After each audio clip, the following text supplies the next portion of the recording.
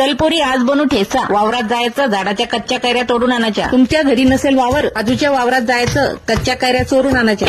घेबर पोरी कैऱ्या घ्यायच्या, पाण्यातून काढायच्या. कैऱ्या घ्यायच्या, ठस पाट्या ठेसायच्या. जेवढी करायची चटणी तेवढ्या घ्यायच्या कैऱ्या. ठेसणं झालं लगेच सुक्क खोबरं घ्यायचं, ते पण ठस ठेसायचं. खोबरं ठेसणं झालं की लसूण ठेसायचा. लसूण थोडा जास्तच घ्यायचा, म्हणजे कसं चव लागेल एकदम भन्नाट. लसणाशिवाय चटणीची मजाच नाही. आता घ्या हिरव्या मिरच्याचे सोबती करा जिरं आणि मीठ. आता घ्या सर्व ठस ठेसून.